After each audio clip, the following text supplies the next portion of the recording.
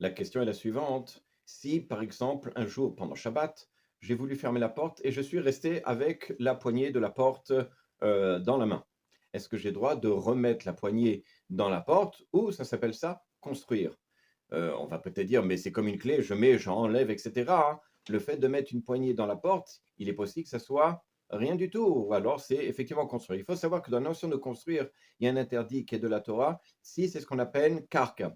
Toute chose qui est attachée au sol, alors effectivement, il y a une notion de construction. Par exemple, je n'ai pas le droit de remettre une porte pendant Shabbat, puisque l'immeuble, c'est quelque chose qui est attaché au sol, et donc la porte, elle va être comme si elle était attachée au sol, ça s'appelle ça un interdit de la Torah.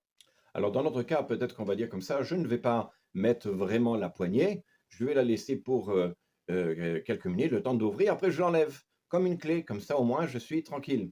Problème, c'est que les Chachamim nous ont dit, les poskim nous ont dit, les décisionnaires, c'est que toute chose dans laquelle il est fait pour durer, même si moi je vais l'enlever, ça s'appelle durer, ça s'appelle bonnet. En tout cas, ici construire. C'est-à-dire que si moi je mets la poignée, sachant que cette poignée-là, même si je vais l'enlever tout de suite, étant donné que la poignée est faite pour rester sur une porte, malgré tout, il y a un interdit de bonnet.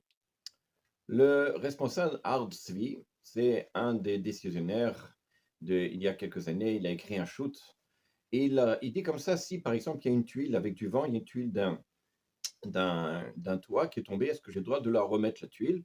Là-bas, il dit non, puisque la tuile est faite pour rester, ça s'appelle ça construire. Et alors il dit, et si je mets la tuile et après de toute façon je vais l'enlever, un mot de ces Shabbat, je vais l'enlever.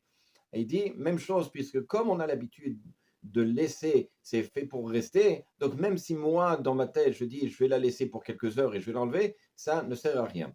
Ce qui veut dire que lorsque l'on fait quelque chose dans lequel on sait pertinemment que de toute façon c'est fait pour rester, ça s'appelle ça construire, en tout cas dans notre sujet à nous. Alors peut-être, comme ça, j'ai entendu une